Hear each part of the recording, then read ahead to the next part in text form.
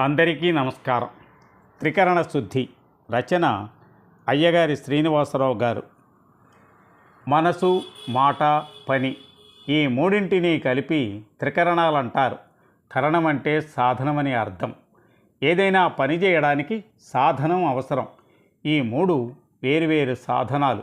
ఒకటి ఆలోచన సాధనం, మరొకటి వ్యక్తీకరణ సాధనం, మూడవది ఆచరణ సాధనం. ఆలోచన, వ్యక్తీకరణ, ఆచరణ అనే మూడింటికి అనుసంధానత, అవినాభావ సంబంధం ఉండాలి. వాటిలో ఏ ఒక్కటి లోపించినా సరైన ఫలితం ఉండదు. ఎలాగంటే పని జరగకుండా మనసు, మాట ఒకటైతే చాలదు. కేవలం మాటలతోనే పని జరగదు. కానీ పని జరగాలంటే మాటల ఆసరా ఉండాలి. ఒట్టి మాటలు కట్టిపెట్టి గట్టిమేలు తలపెట్టవోయని కవి అనడానికి కారణం ఇదే. మూడు కరణాలు ఏకతాటి మీదకి రావడానికి మార్గాన్ని ఆదిశంకరులు వివేక చూడామణిలో ఇలా చెప్పారు.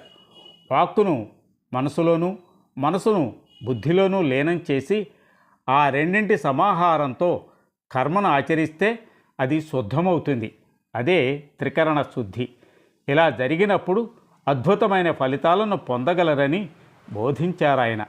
రాగద్వేషాలకు అతీతులైన మహాత్ములకు మాత్రమే ఈ మూడు ఒక్కటిగా ఉంటాయి. అది స్వచ్ఛంగా వారు మనసులో వచ్చే శుద్ధమైన ఆలోచనలనే మాటల రూపంలో చెబుతారు.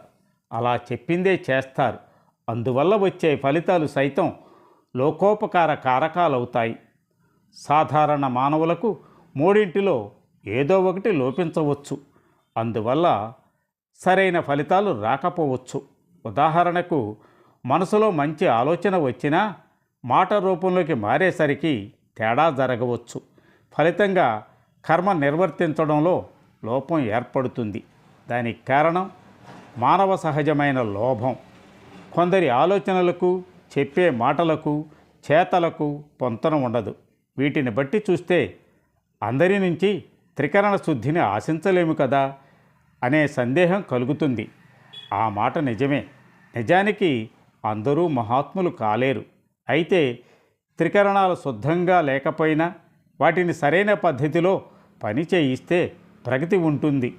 ఎలాగంటే మాటల్లో చెప్పలేకపోయినా శుద్ధమైన ఆలోచనలు చేయడం, ఆలోచనలు, పనులు ఎలా ఉన్నా ఇతరులకు స్ఫూర్తి కలిగించేలా మంచిగా మాట్లాడటం, అందరికీ కాకపోయినా ఏ ఒక్కరికైనా ఉపకారం కలిగే పనులు చేయడం తదితరాల వల్ల సత్ఫలితాలు కలుగుతాయి.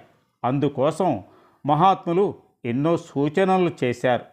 పతాంజలి మహర్షి యోగ దర్శనంలో మనసును నియంత్రించుకునే మార్గాలు చెప్పాడు. యమం, నియమం, ఆసనం, ప్రాణాయామం, ప్రత్యాహారం, ధ్యానం, ధారణ, సమాధి అనే 10 రకాలైన అభ్యాసాల ద్వారా మానవుడు వివేకాన్ని పొంది ముక్తుడు కాగలడని బోధించాడు. ఫలితంగా ఒకసారి కాకపోయినా మరొకసారైనా ఒక మంచి పని చేయవచ్చు. క్రమంగా అది అలవాటుగా మారవచ్చునని ఉపదేశించాడు. బంధమోక్షాలకు కారణం మనసే. కాబట్టి మనసును నియంత్రించే సాధనాలు చేయాలని శాస్త్రాలు చెబుతున్నాయి. కథ సమాప్తం. రచన అయ్యగారి శ్రీనివాసరావు గారు. స్వరం కేబీకే నాగేశ్వరరావు. ధన్యవాదాలు.